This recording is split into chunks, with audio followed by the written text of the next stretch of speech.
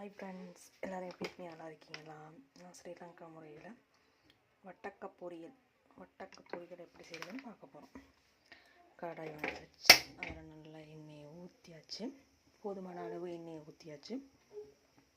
அதுக்கு பிறகு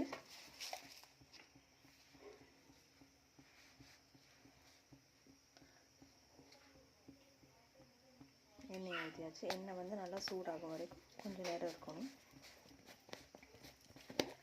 எண்ணெய் நல்லா சூடாகினதுக்கு பிறகு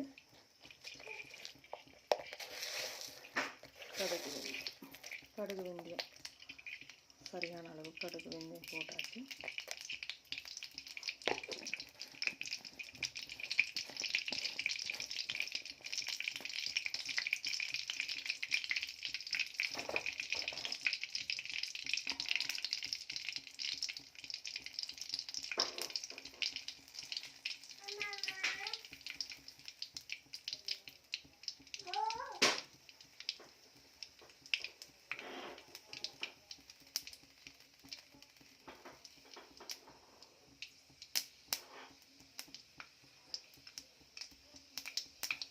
கடுகு வெந்தயம் நல்லா பொரிஞ்சதுக்கு பிறகு வெள்ளைப்பூடு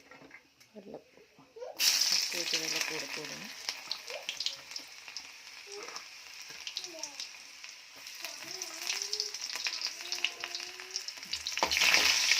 அதுக்கு பிறகு தேங்காய் வச்சுட்டு வெங்காயம், கருவேப்பிலை, பச்சை கொச்சுக்கு அந்த நாங்கள் போடுவோம்.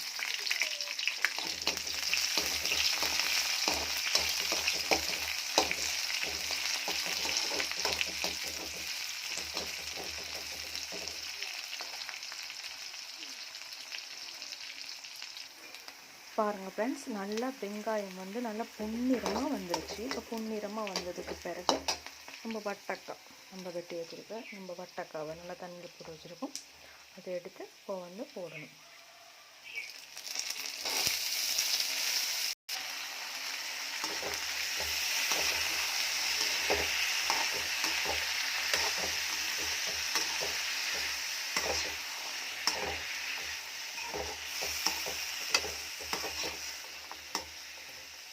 நல்லா கிளறி விட்டுட்டு அதுக்கப்புறம் தேங்காய் பூ, நம்ம துருவி வச்சு தேங்காய் பூ நடுவும் சிறிதளவு இதில் போடணும். போட்டு அதோடு இது வந்து சேர்த்து நல்லா கிளறணும். அதற்கு பிறகு தேவையான அளவு உப்பு நல்லா கிளறி விட்டு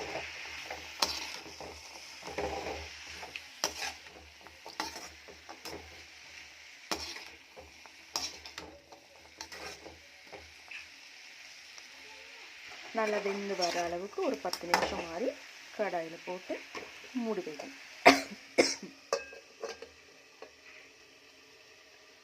மூடி வச்சதுக்கு 10 நிமிஷத்துக்கு பிறகு பாப்பா எப்படி இருக்குது. ஃப்ரெண்ட்ஸ், இடைக்கிட இந்த மாதிரி திறந்து அதை நம்ம கிண்டி விட்டுட்டே இருந்தோம்னா கொஞ்சம் சரியான பதம், தாச்சோடு அடிப்பிடிக்காத மாதிரி நல்லா எண்ணெயிலேயே நல்லா வெந்து வரணும். சின்னதாக நறுக்கி வச்சதுனால அதை கணக்காக எண்ணெயிலே நல்லா வெந்து கிளறி விட்டு மூடணும்.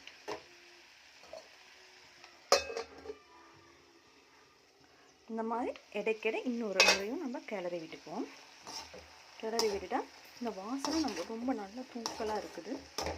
இடைக்கிட கிளறி விட்டுட்டு இருக்கும்போது நல்லா அந்த எண்ணெயோட சட்டியோட பிடிக்காமல் கரெக்டாக வெந்து வரும். சரிங்களா ஃப்ரெண்ட்ஸ்? நம்ம எண்ணெயில் தானே இப்படி வேக வச்சுருக்கோம், காய்களை சின்னதாக நறுக்கி வட்டக்காய்களை.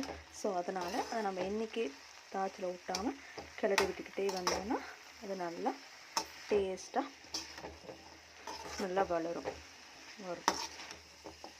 பாருங்கள் ஃப்ரெண்ட்ஸ், இந்த கலருக்கு வந்துருச்சுன்னு நம்ம எப்படி போட்டு என்ன கலருக்கு இன்னொரு 5 நிமிஷம் அது வச்சுருந்தோம்னா இது சரியாக வந்துடும். பாருங்கள் ஃப்ரெண்ட்ஸ், வட்டக்க பொரியல் நல்லா பாருங்கள், நல்லா மணத்தோட எவ்வளவு மணமாக இருக்குதுன்னு பாருங்கள். வட்டக்க பொரியல் ரெடி ஆகிருச்சு.